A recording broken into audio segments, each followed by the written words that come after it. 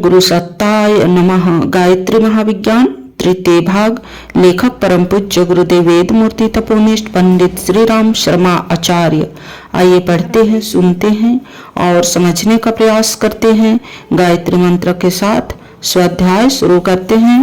ओम भूर्भुवः स्वः तत्सवितुर्वरेण्यं भर्गो देवस्य धीमहि धियो यो नः प्रचोदयात्। कीट पतंगों की तरह सभी जीते हैं। आहार, निद्रा, भय, मैथुन की तुच्छ क्रियाओं में संलग्न रहकर सांसें पूरी कर लेना कोई बात नहीं है। इस रीति से तो पशु पक्षी भी जी लेते हैं। इस दृष्टि से तो अन्य जीव मनुष्य से कहीं अच्छे जीते हैं। उन्हें ईर्षा, द्वेष, मत्सर, छल, दंभ, काम, क्रोध, कुढ़न, असंतोष, शोक, वियोग, चिंता आदि की आंतरिक ग्रंथियों में तो हर घड़ी झुलसते रहना नहीं पड़ता। वे अनेक प्रकार के पापों की गठरी तो अपने ऊपर जमा नहीं करते। मनुष्य इन सब बातों में अन्य जीव जंतुओं की अपेक्षा कहीं अधिक घाटे में रहता है। मरते मरते अन्य जीव जंतु अपने मृत शरीर से दूसरों का कुछ भला कर जाते हैं, पर मनुष्य वह भी नहीं कर पाता। मानव जीवन की जो प्रशंसा और महत्ता है उसकी आत्मिक विशेषताओं के कारण है। यदि यह विशेषताएं अपने स्वस्थ रूप में विकसित हों तो मनुष्य सच्चे अर्थों में मानव जीवन का लाभ प्राप्त कर सकता है। योग साधना का उद्देश्य व्यक्ति का पूर्ण विकास करना है। उसके भीतर जो अद्भुत शक्तियां छिपी है उनको योग द्वारा इतनी उन्नत दशा तक पहुंचाया जाता है कि मनुष्य में देवत्व की झांकी होने लगे। भारतीय जीवन के आदि काल से यह विशेषता रही है कि उसमें उद्देश्य आदर्श युक्त परिमार्जित जीवन को ही प्रधानता दी गई है। इस देश में उस शक्ति को मनुष्य माना जाता रहा है जो उद्देश्यमय आदर्श जीवन जीता रहा है। अज्ञान, आसक्ति और अभाव से संघर्ष करने का व्रत लेने वाले ही द्विज कहे जाते हैं। जो द्विज नहीं है अर्थात जिसने पारमार्थिक जीवन का व्रत नहीं लिया है, उस स्वार्थी लोभी विषयी मनुष्य को शूद्र बनाकर निंदा की है और एक प्रकार से उसका अर्थ सामाजिक बहिष्कार किया गया है। आज तो व्यापक रूप से शूद्रता फैली हुई है। गुण, कर्म, स्वभाव से आज चंडालत्व और शूद्रता का विस्तृत प्रसार हो रहा है। भारतीय संस्कृति की यह अद्भुत महानता है कि वह अपने हर अनुयायी को यह प्रेरणा देती है कि पशु पक्षियों, कीट पतंगों जैसा शिष्णोदर परायण तुच्छ जीवन न जिए, वरन अपना प्रत्येक क्षण महान आदर्शों की पूर्ति में लगावें। अपनी व्यक्तिगत आवश्यकताओं को, शरीर निर्वाह जरूरतों को कम से कम समय और श्रम देकर बचे हुए अवकाश, बुद्धिबल एवं उत्साह को महानता के संपादन में लगाया जा सके। इस सांस्कृतिक प्रेरणा को ऋतंभरा प्रज्ञा एवं सद्बुद्धि नाम से पुकारा गया है। इसी को गायत्री कहते हैं। गायत्री मंत्र में परमात्मा से सद्बुद्धि प्रदान करने की प्रार्थना की गई है। यह सद्बुद्धि प्राचीन काल में अधिकांश भारतवासियों को प्राप्त थी। इसी से इस भूमि को पुण्य भूमि, तपोभूमि, स्वर्गादपि गरीयसी आदि नामों से संबोधित किया जाता था और यहाँ जन्म लेने के लिए देवता भी इच्छा करते थे। जीवन युक्त आत्माएं ललचा ललचा कर इस देश में अवतार लेने के लिए मुक्त धाम से वापस लौट आती थी। ऋतंभरा बुद्धि ने इस देश को महान मानवों से पाट रखा था। विद्या में, बुद्धिबल में, पराक्रम में, धन में, स्वास्थ्य में, सौंदर्य में यह देश भरा पूरा था। कारण कि सद्बुद्धि ने भारतवासियों की अंतः भूमिका ऐसी परिमार्जित कर दी थी कि उससे भौतिक एवं आत्मिक शक्तियों का अक्षय भंडार उद्भव होना स्वाभाविक ही था। सद्बुद्धि उन सब कठिनाइयों को नष्ट करती है जो हमारी उन्नति एवं सुख शांति में रोड़ा बनती है। सद्बुद्धि उन सुविधाओं को बढ़ाती है जो सुसंपन्न बनाने के लिए आवश्यक है। सद्बुद्धि का एक अत्यंत ही महत्वपूर्ण वैज्ञानिक आधार गायत्री है। इस महामंत्र के एक एक अक्षर में गूढ़ ज्ञान भरा हुआ है। वह इतना उज्जवल है कि उसके प्रकाश में अज्ञान का अंधकार नष्ट हो जाता है। इन 24 अक्षरों में ऐसा अद्भुत ज्ञान भंडार भरा हुआ है जिसमें दर्शन, नीति, विज्ञान, शिक्षा, शिल्प आदि सभी पर्याप्त मात्रा में मौजूद है। इस ज्ञान और अवगाहन करने पर तुच्छ मानव महामानव बनता है। गायत्री के अक्षरों में ज्ञान भंडार तो भरा हुआ है, इसके अतिरिक्त इस महामंत्र की रचना भी ऐसे विलक्षण ढंग से हुई है कि उसका उच्चारण एवं साधना करने से शरीर और मन के सूक्ष्म केंद्रों में छिपी हुई अत्यंत महत्वपूर्ण शक्तियां जागृत होती है, जिनके कारण दैवी वरदानों की तरह सद्बुद्धि प्राप्त होती है। सद्बुद्धि द्वारा अनेक लाभ उठाना तो सरल है, पर सद्बुद्धि वाले के लिए यही बड़ा कठिन है कि वह अपने आप अपने कुसंस्कारों को हटाकर सुसंस्कारित सद्बुद्धि का स्वामी बन जाए। इस कठिनाई का हल गायत्री महामंत्र की उपासना द्वारा होता है। जो इस साधना को करते हैं वे अनुभव करते हैं कि कोई अज्ञात शक्ति रहस्यमय ढंग से उनके मन क्षेत्र में नवीन ज्ञान, नवीन प्रकाश, नवीन उत्साह आश्चर्यजनक रीति से बढ़ा रही है। यह छोटा सा मंत्र अमर फल के नाम से प्रसिद्ध है। अमृत का फल खाने से भी मधुर होता है और उसमें अमरता का लाभ भी होता है। गायत्री के अक्षरों में संसार का समस्त ज्ञान विज्ञान रूप में मौजूद है। इसके अतिरिक्त सद्बुद्धि को दिव्य मार्ग से अंतःकरण में प्रतिहित करने की शक्ति भी उसमें मौजूद है। सोना और सुगंध की लोकोक्ति गायत्री के संबंध भली प्रकार चरितार्थ होती है। गायत्री को कामधेनु कहा गया है। कामधेनु अत्यंत स्वादिष्ट पौष्टिक दूध प्रचुर परिणाम में निरंतर देती रहती है। इसके अतिरिक्त उसके आशीर्वाद से अनेक आपत्तियों से रक्षा और अनेक संपत्तियों की प्राप्ति भी होती है। इस दूसरे लाभ के कारण ही साधारण गौ की रक्षा कामधेनु की अधिक महत्ता है। गायत्री की दोनों महत्ताएं भी कामधेनु की भांति ही है, इसी से उसे भूलोक की कामधेनु कहते हैं। भारतवर्ष में शिल्प, ऋषि, व्यापार, विज्ञान, रसायन शास्त्र, विद्या आदि भौतिक उन्नतियों के संबंध में सदैव महत्वपूर्ण प्रयत्न होते रहे हैं। आज भी उनकी आवश्यकता है।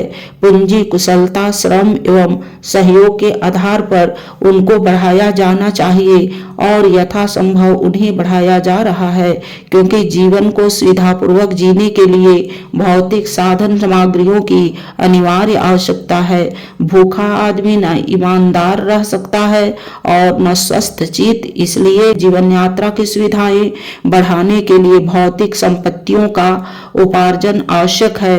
पर यह ध्यान रखने की बात है कि यदि भौतिक उन्नति पर ही एकमात्र ध्यान रखा गया और संपत्ति के ऊपर से आत्मिक नियंत्रण उठा दिया गया तो जो कुछ सांसारिक उन्नति होगी वह केवल मनुष्य की आपत्तियां बढ़ाने का कारण बनेगी।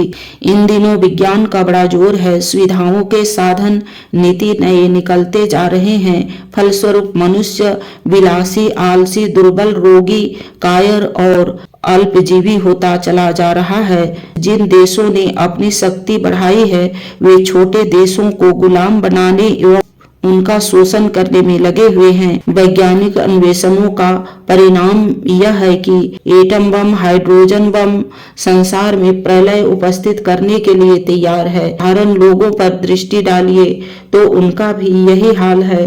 भौतिक शक्ति पाकर लोग अपना और दूसरों का विनाश ही करते हैं। वकीलों की विद्या से इसका क्या हित है। ज्यादा कमाने वाले मजदूर शराब और ताड़ी में अपनी कमाई फूंक देते हैं। साहसी स्वभाव और बलवान शरीर वाले गुंडा, डाकू, अत्याचारी बनने में अपना गौरव देखते हैं। देहातों में आजकल अन्न की महंगाई से किसानों की आर्थिक दशा थोड़ी सुधरी है तो फौजदारी, मुकदमेबाजी, विवाह शादियों आदि बातों में फिजूल खर्ची की बेतरह बाढ़ आ गई है। यह निश्चित है कि यदि भौतिक उन्नति के ऊपर आध्यात्मिक अंकुश न होगा तो वह भस्मासुर के वरदान की तरह अपना ही सर्वनाश करने वाली सिद्ध होगी। इसलिए अत्यंत आवश्यक है कि भौतिक उपार्जन के साथ साथ आत्मिक उन्नति का भी ध्यान रखा जाए। सुंदर बहुमूल्य वस्त्राभूषण तभी शोभा पाते हैं जब पहनने वाले का स्वास्थ्य अच्छा हो। मरणासन अस्थिपिंजर रोगी को यदि रेशमी कपड़ों से और जेवर से लाद दिया जाए तो उसकी शोभा तो कुछ न बढ़ेगी, उल्टे उसकी असुविधा बढ़ जाएगी। आत्मिक उन्नति के बिना भौतिक संपदाओं की बढ़ोतरी से मनुष्य की अहंकारिता, ईर्षा, विलासिता, कुरुचि, चिंता, कुढ़न, शत्रुता, कष्टकारक बुराइयां बढ़ जाती है। गायत्री आत्मोन्नति का आत्मबल बढ़ाने का सर्वश्रेष्ठ मार्ग है। संसारिक संपत्तियां उपार्जन करना जिस प्रकार आवश्यक समझा जाता है, उसी प्रकार गायत्री साधना द्वारा आत्मिक पूंजी बढ़ाने का प्रयत्न भी निरंतर जारी रहना चाहिए। दोनों दिशाओं में साथ साथ संतुलित विकास होगा तो स्वस्थ उन्नति होगी, किंतु यदि केवल मात्र धन या भोग के संचय में ही लगा रह गया तो निश्चित है कि वह कमाई मनोविनोद के लिए अपने पास इकट्ठी भले ही दिखे पर उसमें वास्तविक सुख की उपलब्धि तनिक भी न हो सकेगी।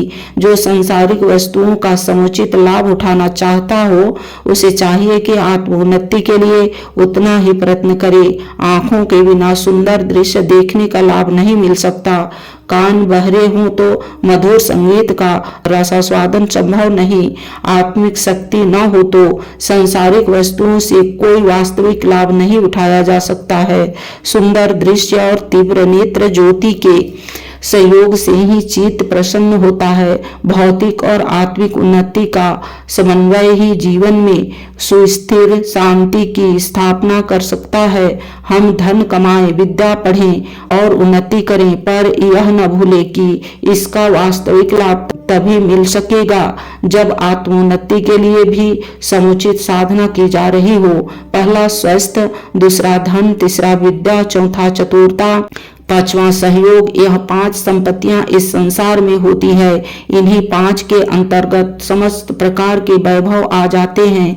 इसी प्रकार 5 कोशों की परिमार्जित स्थिति ही 5 आध्यात्मिक संपदाएं हैं। अन्नमय, प्राणमय, मनोमय, विज्ञानमय और आनंदमय। यह 5 कोश आध्यात्मिक शक्तियों के 5 भंडार हैं। इन कोशों पर जो अधिकार कर लेता है, उसकी अंतः चेतना का पंजीकरण हो जाता है। और पहला आत्मज्ञान, दूसरा आत्मदर्शन, तीसरा आत्म अनुभव, चौथा आत्मलाभ, पांचवा आत्मकल्याण। यह 5 आध्यात्मिक संपदाएं प्राप्त हो जाती है। गायत्री के चित्र में 10 भुजाएं दिखाई गई है, 5 बाईं और 5 दाहिनी ओर। बाईं ओर की 5 भुजाएं संसारिक संपत्तियां है और दाहिनी ओर की भुजाएं 5 आत्मिक शक्तियां। गायत्री उपासक इन 10 लाभों को प्राप्त करके रहता है। पहला आत्मज्ञान का अर्थ है अपने को जान लेना, शरीर और आत्मा की भिन्नता को भली प्रकार समझ लेना और शारीरिक लाभों को आत्म लाभ की तुलना में उतना ही महत्व देना जितना कि दिया जाना उचित है। आत्मज्ञान होने से मनुष्य का असंयम दूर हो जाता है। इंद्रिय भोगों की लोलुपता के कारण लोगों की शारीरिक और मानसिक शक्तियों का अनुचित अनावश्यक व्यय होता है, जिससे शरीर असंयम में ही दुर्बल, रोगी, कुरूप एवं जीर्ण होता है। आत्मज्ञानी इंद्रिय भोगों की उपयोगिता अनुपयोगिता का निर्णय आत्मलाभ की दृष्टि से करता है, इसलिए वह स्वभावतः संयमी रहता है और शरीर से संबंध रखने वाले दुखों से बचा रहता है। दुर्बलता, रोग एवं कुरूपता का कष्ट उसे नहीं भोगना पड़ता। जो कष्ट उसे प्रारब्ध कर्मों के अनुसार भोगने होते हैं, वह भी आसानी से भुगत जाते हैं। दूसरा आत्मदर्शन का तात्पर्य है अपने स्वरूप का साक्षात्कार करना। साधना द्वारा आत्मा के प्रकाश का जब साक्षात्कार होता है, तब प्रतीति, श्रद्धा, निष्ठा और विश्वास की भावनाएं बढ़ती है।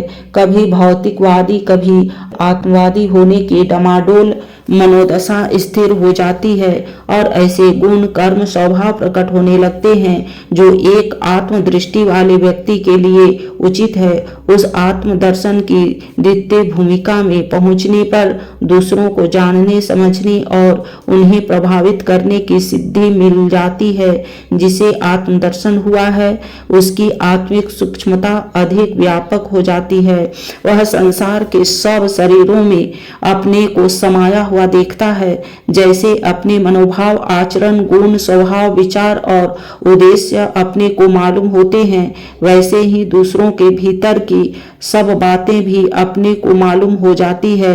साधारण मनुष्य जिस प्रकार अपने शरीर और मन में काम लेने में समर्थ होते हैं, वैसे ही आत्मदर्शन करने वाला मनुष्य दूसरों के मन और शरीर पर अधिकार करके उन्हें प्रभावित कर सकता है। तीसरा आत्म अनुभव कहते हैं अपने वास्तविक स्वरूप का क्रियाशील होना, अपने अध्यात्म ज्ञान के आधार पर ही भावना का होना। आमतौर से लोग विचार तो बहुत ऊंचे रखते हैं, पर बाह्य जीवन में अपने कारणों से उन्हें चरितार्थ नहीं कर पाते। उनका व्यवहारिक जीवन गिरी हुई श्रेणी का होता है, किंतु जिन्हें आत्म अनुभव होता है वे भीतर बाहर एक से होते हैं। उनके विचार और कार्य में तनिक भी अंतर नहीं होता। जो विघ्न बाधाएं उच्च जीवन बिताने में सामान्य लोगों को पर्वत के समान दुर्गम मालूम पड़ती है, उन्हें वे एक ठोकर से तोड़ देते हैं। उनका जीवन ऋषि जीवन बन जाता है। आत्म अनुभव से सूक्ष्म प्रकृति की गतिविधि मालूम करने की सिद्धि मिलती है कि किसका भविष्य बन रहा है, भूतकाल में कौन क्या कर रहा है, किस कार्य में देह प्रेरणा क्या है, क्या उपद्रव और भय उत्पन्न होने वाले हैं, लोकांतरों में क्या हो रहा है, कब कहाँ क्या वस्तु उत्पन्न और कष्ट होने वाली है, आदि ऐसी अदृश्य अज्ञात बातें जिन्हें साधारण लोग नहीं जानते, उन्हें आत्म अनुभव की भूमिका में पहुंचा हुआ व्यक्ति भली प्रकार जानता है। आरंभ में उसे अनुभव कुछ धुंधले होते हैं, पर जैसे जैसे उनकी दिव्य दृष्टि निर्मल होती जाती है, सब कुछ चित्रवत दिखाई देने लगता है। चौथा आत्मलाभ का अभिप्राय है अपने में पूर्ण आत्म तत्व की प्रतिष्ठा। जैसे भट्टी में पड़ा लोहा तप कर अग्नि वर्ण का लाल हो जाता है, वैसे ही इस भूमिका में पहुंचा हुआ सिद्ध पुरुष दैवी तेजपुंज से परिपूर्ण हो जाता है। वह सत्य की प्रत्यक्ष मूर्ति होती है। जैसे अंगूठी के पास बैठने से गर्मी अनुभव होती है, वैसे ही महापुरुषों के आसपास ऐसा सतोगुणी वातावरण छाया रहता है जिसमें प्रवेश करने वाले साधारण मनुष्य भी शांति अनुभव करते हैं। जैसे वृक्ष की संघन शीतल छाया में ग्रीष्म की धूप से तपे हुए लोगों को विश्राम मिलता है, उसी प्रकार आत्मलाभ से लाभान्वित महापुरुष अनेक दुखियों को शांति प्रदान करते रहते हैं। पांचवा आत्मलाभ के साथ साथ आत्मा परमात्मा का अनेक दिव्य शक्तियों से संबंध हो जाता है। परमात्मा की एक एक शक्ति का प्रतीक एक एक देवता है। वह देवता अनेक रिद्धि सिद्धियों का अधिपति है। यह देवता जैसे विश्व ब्रह्मांड में व्यापक हैं, वैसे ही मानव शरीर में भी हैं। विश्व ब्रह्मांड का ही एक छोटा सा रूप यह पिंड देह है। यह पिंड देह में जो दैवी शक्तियों के गुह्य संस्थान है, वे आत्म लाभ करने वाले साधक के लिए प्रकट एवं प्रत्यक्ष हो जाते हैं और वह उन दैवी शक्तियों के इच्छानुसार कार्य ले सकता है। पांचवा आत्मकल्याण का अर्थ है जीवन मुक्ति, सहज समाधि, कैवल्य, अक्षय आनंद, ब्रह्म निर्वाण स्थिति, प्रज्ञावस्था, परमहंस गति, ईश्वर प्राप्ति। इस पंचम भूमिका में पहुंचा हुआ साधक ब्रह्मभूत होता है। इसी पंच भूमिका में पहुंची हुई आत्माएं ईश्वर की मानव प्रतिमूर्ति होती है।